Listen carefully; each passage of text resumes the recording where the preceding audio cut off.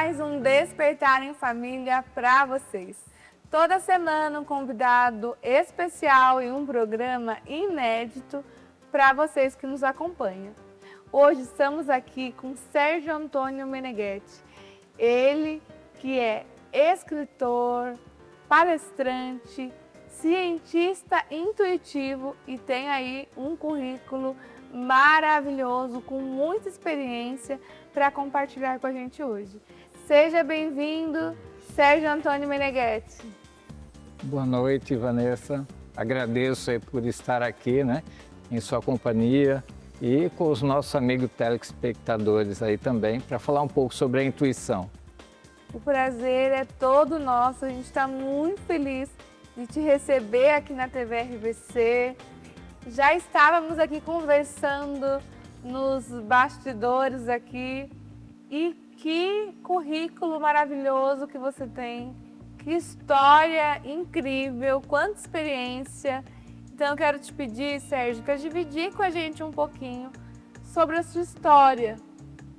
Bom, você falou aí um pouco do meu currículo, né? Então, de profissão sou químico, acabei virando escritor, cientista intuitivo, porque a intuição é um assunto que eu pesquiso e ele acabou sendo utilizado na área científica, ou seja, para gerar ideias no campo da ciência pura, vamos assim dizer.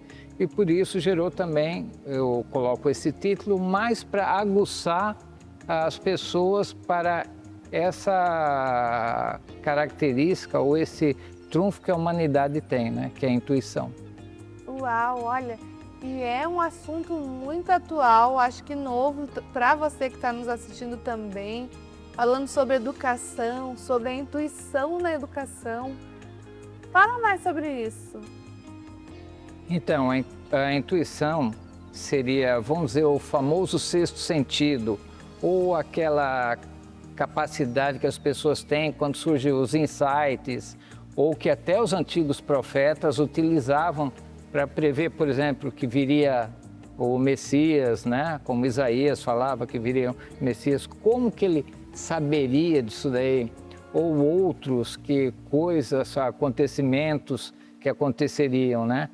Então essa capacidade psíquica do ser humano, tá? Isso não é algo assim fantasioso, religioso, esotérico. É uma capacidade psíquica do ser humano, ou seja, a evolução da percepção humana. E todos nós estamos colocando já o pezinho nessa fase, né? E como eu sou intuitivo desde garoto, eu me aprofundei nessa área e vamos estudando. Uau! E para os professores que estão nos assistindo, você acha que essa intuição já está presente no dia a dia dos professores, do educador? Como a gente está falando da intuição na educação, como que você vê essa intuição nesse sentido e nos tempos atuais para as pessoas que trabalham na educação? Bom, vamos lá. Eu vou só esclarecer um pouco como se chegou até a intuição, né? Então, se a gente pegar isso cientificamente, no átomo, a atração de um átomo no outro seria a coesão. Então, é o primeiro contato, a primeira percepção de um corpo com outro corpo. Veio o vegetal, gerou-se a sensibilidade. Caminhando para o animal, gerou-se o instinto. Então, é como se fosse uma evolução da consciência, do psiquismo. E chegou no humano, chegou-se a razão. E a razão você trabalha com análise, né? E observação.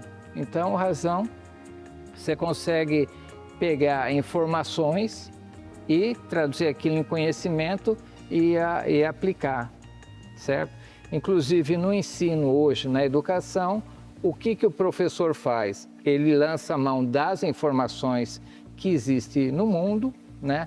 Foram desenvolvidas, pesquisadas ou até ele mesmo desenvolveu e transmite isso para os alunos, para quem está aprendendo.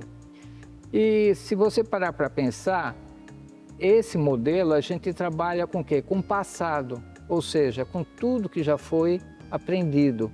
A intuição é diferente, ela vai trabalhar com o futuro. Como eu falei que chegamos até a parte razão ou consciência, na razão e análise, que seria consciência, a intuição e síntese é uma parte, vamos dizer, um passo a mais. Ou seja, o ser humano começa a perceber coisas que já não é mais que compõem o passado, mas sim coisas inéditas que ele vai trazer através dessa visão rápida, né, para ser informação, para ser conhecimento nos dias de hoje. E por que isso é importante na educação? Imagine se você conseguir modelar, né, desde a da tenra idade, as crianças a começar a ter essa percepção. Não no sentido que você fala, você tem que ter essa percepção, mas observar e dar vazão àquilo que a molecada pode ter, a criançada pode ter, principalmente na área da criatividade, né? Ou seja, soluções de problemas fora dos caminhos comuns, dos caminhos que seriam ditados para elas seguirem, né? Então, esse seria mais ou menos o grande trunfo da intuição na educação. Uau, gente, olha só. E você falou em criatividade. Eu vejo também nessa área da educação como essa criatividade está escassa. Então, vendo por esse lado da intuição na educação, como que ela é importante, até para aguçar, para trabalhar essa criatividade desde cedo. Sim, só para você ter uma ideia, completando ainda aquela caminhada que eu falei, quando você trabalha com as informações até chegar à fase de consciência, você trabalha com os famosos 5 sentidos, né, que seria tato, visão, audição, né, o paladar, esses sentidos. Só que a intuição, quem percebe já não é mais o corpo, já é o espírito. Aí a visão se abre assim absurdamente. Então é uma coisa, diríamos, até abstrata. É um poder, diria, até abstrato. Então aí que está a vantagem. Aí você consegue acessar coisas que a gente nem imagina. Então seria mais ou menos isso a escadinha do conhecimento. Uau, muito bom. Pessoal, não sai daí que a gente vai chamar um rápido intervalo e nós voltamos já já com mais Sérgio Meneghetti para vocês.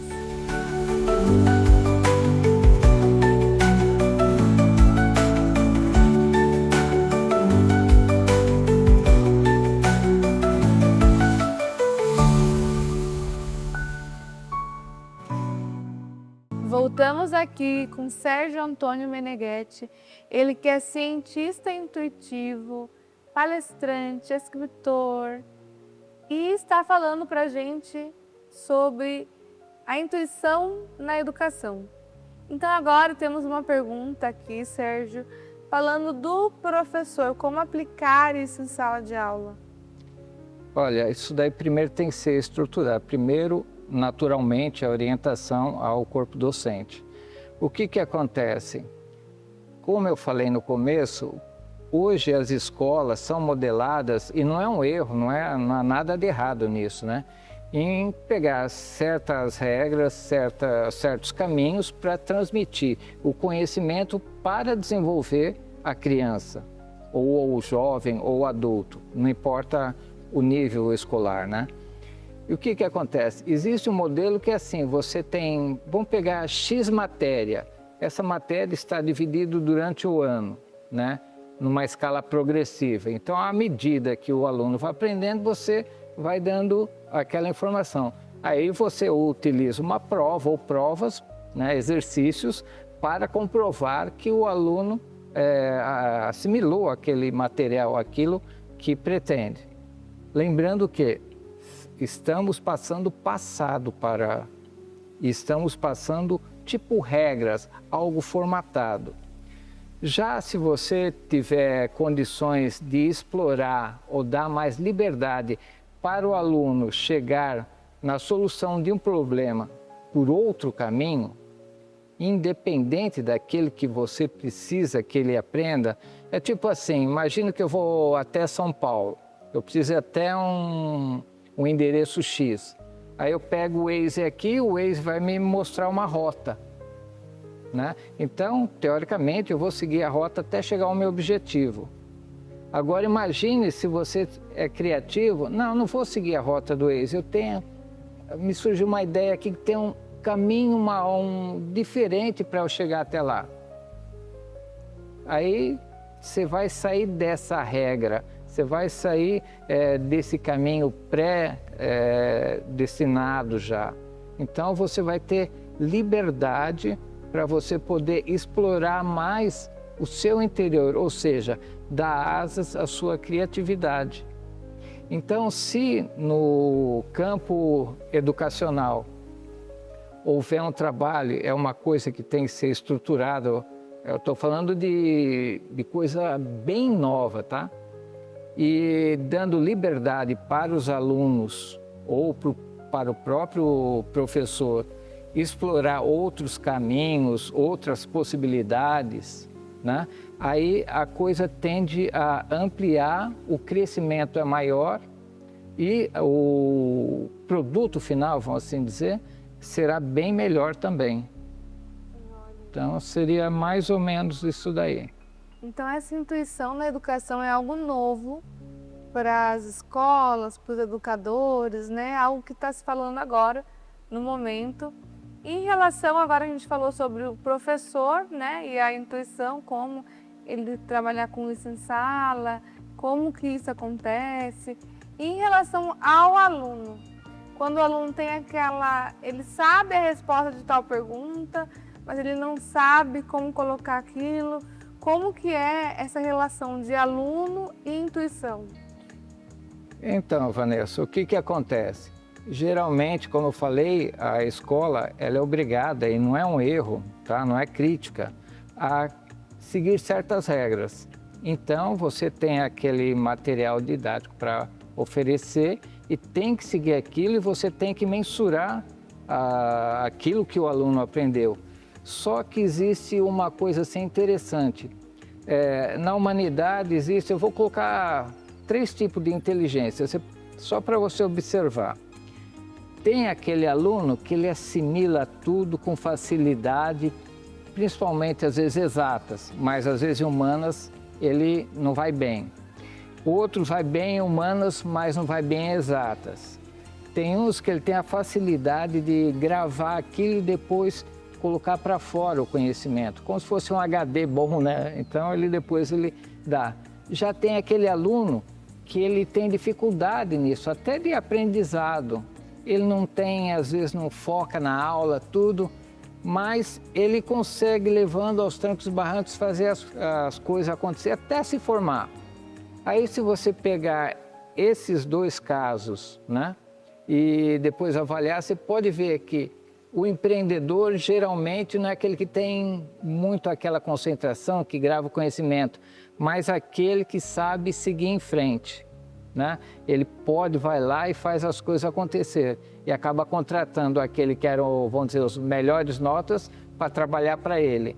E tem aquele que é o criativo, que às vezes ele pode ser até bom em alguma dessas partes ou ruim, mas a mente dele é como se o pessoal fala, né? Fica viajando, sonhando, né? Então esse tem a capacidade de às vezes vislumbrar ou trazer o resultado, como você falou, né? Ele não sabe explicar como, mas ele sabe que é aquilo. Então, esse aluno ele já começa a dar de si mais do seu interior, mais de algo que nem ele tem noção, mas que é fundamental para você chegar na solução de um problema, que seria o foco, vamos dizer, o escopo do aprendizado. Sim. E Sérgio, mais uma pergunta aqui para você. Muito se fala hoje sobre a IA. E qual é essa diferença entre a IA e a intuição na educação? As pessoas falam que a IA vai substituir o professor. Tem muita gente falando, né, sobre isso. Você acha realmente que a IA vai substituir o professor? E qual é a diferença da IA para essa intuição na educação? Essa educação intuitiva? Bom, vamos lá, falar IA. IA, às vezes a gente acha que ela vai te dar todas as respostas, ela vai gerar coisas que você não imagina. Ela tem um campo muito bom de trabalho, você pode fazer 1000 coisas com ela, né? E de forma rápida e até mais perfeita. Porém, a gente tem que, vamos pegar, por exemplo, o GPT. Se você for fazer pergunta ou buscar alguma coisa, ele vai trazer aquilo instantaneamente, quase. Porém, ele vai pesquisar, lembra quando eu falo de passado e futuro? Ele vai trazer sempre coisas do passado, ou seja, ele vai no armazém de informação, vai puxar aquela informação e vai trazer, tá? Então, quanto ao trabalho, por exemplo, do professor, se o professor vai sempre ser tipo robótico, né? Trazer aquela informação, aquele material, ensinar daquele jeito, fazer, sabe, seguindo aquelas regras mecânicas, a probabilidade de ser substituído, sim, é grande. Porém, aquele profissional que faz a diferença, que explora aquilo que não existe ainda, que a IA não consegue cobrir, da cobertura, então o campo dele será maior. E lembre-se que a IA, ela trabalha muito bem, mas são seres humanos que trabalham desenvolvendo a IA. Eu só vou dar um exemplo para você de IA que a gente acha que é perfeita. Na China tem uns carrinhos de entrega automáticos, né, por IA. Então tinha vindo um caminhãozinho pequeno numa rua e a rua está fechada e tem um buraco, né, que eles estavam fazendo uma manutenção. O carrinho de IA veio e caiu no buraco, porque ele não sabia que aquele é um buraco, ele sabia que aquele era o caminho. Já o ser humano saberia que aquele é um buraco e que era bom desviar daquele caminho. Entende? Então a IA ela tem essa função muito nobre, espero que seja bem utilizada, mas o ser humano sempre estará um passo à frente. E quanto mais você se interiorizar, ou seja, explorar o seu potencial interior, a probabilidade de você superar, ou seja, estar mais garantido, assim, profissionalmente até, será maior. Olha, então para você que é educador, professor, já pega aí todas essas dicas do Sérgio Antônio Meneghetti. Sérgio, quais são suas redes sociais para quem quer te procurar, enviar uma mensagem, saber mais sobre o seu trabalho? O Instagram é sergio.intuição, ou intuicão, né? Tem o Sérgio Antônio Meneghetti no Facebook e eu utilizo mais o LinkedIn também, o Sérgio Antônio Meneghetti, né? Onde eu atuo mais, a rede que eu gosto mais, né? As outras, sou meio devagar nessa parte aí. Então já segue aí esse trabalho incrível que o Sérgio realiza. A gente vai chamar mais um intervalo, a gente volta já já. E no próximo bloco, nós vamos conversar sobre as mais de 20 obras publicadas do escritor Sérgio Antônio Meneghetti. Não sai daí!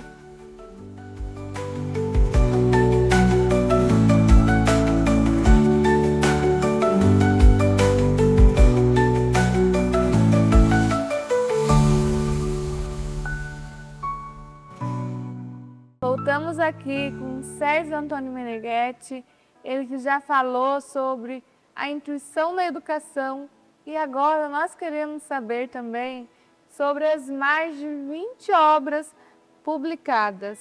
Como que você se sente com essa bagagem de livros, poesias e toda essa obra que você construiu? Como que você se sente? Então, Vanessa, acredite se quiser, mas eu nunca fui muito bom na língua portuguesa, em gramática, esse tipo de coisa, né? E, de repente, senti vontade de escrever e comecei a escrever. O meu primeiro poema saiu em 2001, A Escrita, e aí eu fui construindo a obra, né? Então, começou a pintar poesia, depois alguns textos a mais, aí depois eu canalizei naquilo que seria o meu assunto principal, que seria a intuição. Então, sobre a intuição eu tenho 4 obras, né? E graças a Deus eu escrevo em 9 categorias. Então, tem infantil, tem o romance ficção, ciência, como eu falei, poesia, gestão, filosofia, que mais? Até esqueço, né? E da onde vem toda essa inspiração? Então, o que acontece com a intuição? Lembra que eu falei que o que faz com que as pessoas utilizem pouco? Porque o mundo busca a gente, a materialidade, tudo atrai a gente. E eu não, eu já procuro olhar mais para dentro de mim. Então, isso daí favorece. A gente tem que olhar para dentro para poder achar o nosso potencial. E isso facilita, a intuição facilita a inspiração. E falando em obras, né, é uma obra muito importante que eu considero uma das últimas, né, seria uma que eu fiz em parceria com um cientista da Universidade do Kansas, dos Estados Unidos, né, Universidade Estadual do Kansas, que é bem na área científica. O que acontece com a intuição? Ela me permitiu ver fenômenos que talvez a ciência consiga visualizar ou testar daqui não sei quanto tempo. Então, as minhas ideias que eu construí, e em contato, vendo na mídia vídeo desse cientista, eu vi que ele faz pesquisas assim, ele é PhD em inteligência computador. Então ele pega o material de observação dos telescópios James Webb, Hubble, o DESI agora, e ele trabalha essas informações. E uma das pesquisas dele veio meio que de encontro, tipo, comprovando aquilo que eu tenho como proposta em hipótese. Então eu fiz uma construção desde a formação da matéria, ou seja, da onda como energia, virando matéria e a coisa virando átomo e crescendo até a expansão do universo. E como ele trabalha muito nessa expansão do universo, o trabalho dele se encaixou, tipo meio que comprova aquilo que eu proponho. Então, para mim, isso se tornou assim uma obra muito importante. Então, eu tenho uma grande participação e ele mais uma participação nessa obra aí. E tem outras, né? Eu vi também, né, no seu currículo sobre premiações, agradecimentos que você recebeu ao longo dessa caminhada. Então, tem assim, que destaca assim, alguns trabalhos, né, que você vai fazendo na vida e vai... Tem um que até rodou aqui em Pindamonhangaba, que lembra o terremoto do Haiti? Aí eu fiz um texto e aquilo veio na minha mente assim de mandar para fora. Vou resumir bem, acabei mandando para... Encontrei lá a Casa Branca, o Barack Obama. Aí mandei esse e-mail para lá e tive a resposta pessoal dele, né, uma folha de 34 linhas lá, ele respondendo pessoalmente sobre isso. Então, se não fosse a intuição, não teria essa conquista. E tem outras também dessa parte que eu faço, embaixador universal da paz, né? O Papa, na época, deu agradecimentos a todos os envolvidos, então me sinto agraciado nisso daí também.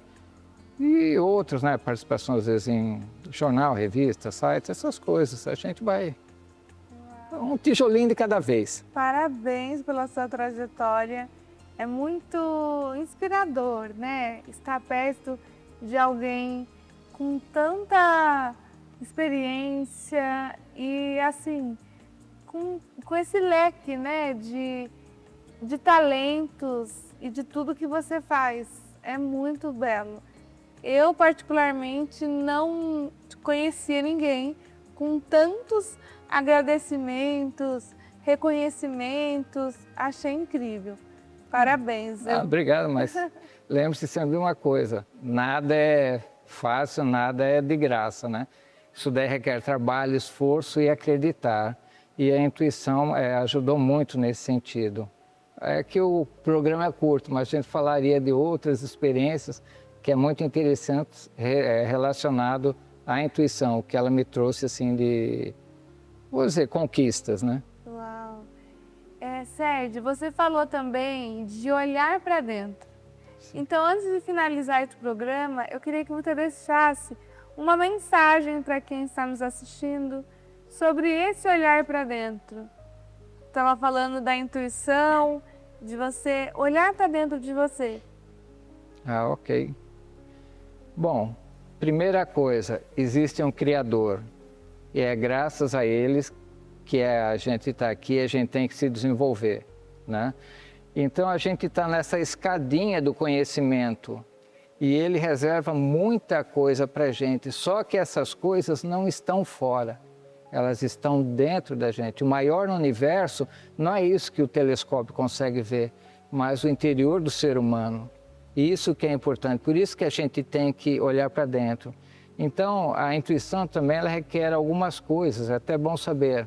Renúncia, uma alimentação mais tranquila, o que você vê, o que você ouve, o ambiente que você frequenta, o que você passa pensando o dia inteiro. Então, é uma somatória de renúncias que você tem que fazer, porque o mundo está oferecendo 1000 portas para você entrar, mas é a estreita que vai te ajudar a refinar, é a dor que vai lapidar você como pessoa. Isso daí você só percebe quando você está em comunhão consigo mesmo e ligado ao alto, né? Para mim é a chave. Olha, então para você que está nos assistindo, já pega essa chave, já começa a se olhar para dentro e ver toda essa intuição, tudo isso que tem de bom, que está dentro de você, que é maior do que o que está fora, né? O que está externo. Sérgio, nós queremos te agradecer mais uma vez pela sua participação. A TV RVC, o programa Despertar em Família, está de portas abertas para te receber. Venha mais vezes para a gente falar mais sobre esse assunto. Eu que agradeço a todos vocês que estão nos assistindo, né? Naturalmente a você, Vanessa, e ao grupo técnico aí que sempre está nos bastidores nos auxiliando aí. Sim, são incríveis. Obrigada mais uma vez, volte sempre e para vocês que nos acompanhem, fiquem com Deus e até o próximo Despertar em Família. Tchau!